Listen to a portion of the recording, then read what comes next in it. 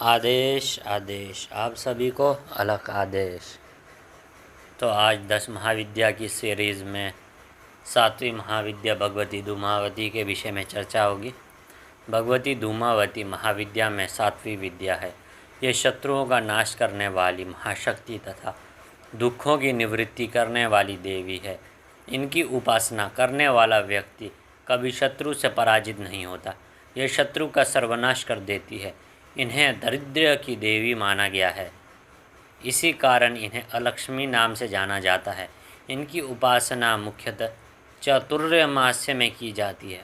काली तारा महाविद्या षोडशी भुवनेश्वरी भैरवी छिन्नमस्ता च विद्या धूमावती तथा बगला सिद्ध विद्या च मातांगी कमल आत्मिका एतादश महाविद्या सिद्ध विद्या प्रकीर्तिते। ये दारुण विद्या है। पुरुष शून्य के कारण इनका कोई भैरव नहीं है। एक समय माता पार्वती भगवान शिव के साथ कैलाश पर्वत पर बैठी हुई थी। उन्होंने महादेव को अपनी क्षुधा अर्थात भूख का निवारण करने का निवेदन किया। कई बार कहने पर भी जब भगवान शिव ने उस और ध्यान नहीं दिया, तब उन्होंने महादेव को निगल लिया। फिर शिव धुआं बनकर बाहर निकले।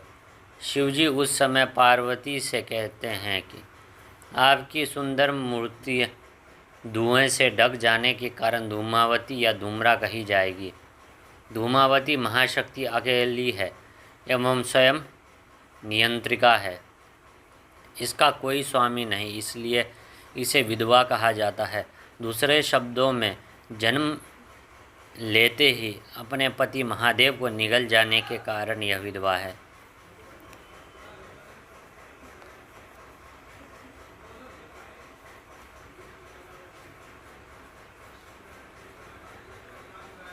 संसार में दुख के 4 मूल कारण हैं।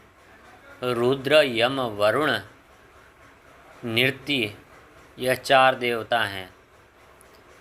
विविध प्रकार के ज्वर, महामारी, उन्माद आदि संताप रुद्र के कारण होते हैं। मूर्छा, मृत्यु, अंग भंग आदि रोग यम के कारण, गठिया, शूल, पक्षाघात आदि के अधिष्ठाता वरुण हैं तथा सब रोगों में भयंकर शोक, कलह, वैधव्य, दारिद्र्य आदि की संचालिका नृतिका है। इनमें नृतिका ही धूमावती है। मनुष्यों का भिखारीपन, पृथ्वी पर शत विक्षत होना, उस पर बने बनाए भवनों का ढह जाना, फटे पुराने वस्त्र, भूख, प्यास और रुदन की स्थिति, वैधव्य, पुत्र शोक आदि महादुख, महाकलेश, दुष्परिस्थितियाँ सब धूमावती के साक्षात रूप है। इसी कारण श्रुति ने नीति को दरिद्रा नाम से व्यवहृत किया है। यथा घोरा पापमावम नृति। ऋग्वेदोक्त रात्रि सूक्त में इन्हें सूत्रा कहा गया है। सूत्रा का अर्थ सुखपूर्वक तारने योग्य है। तारा या तारिणी को इनका पूर्व रूप बताया है।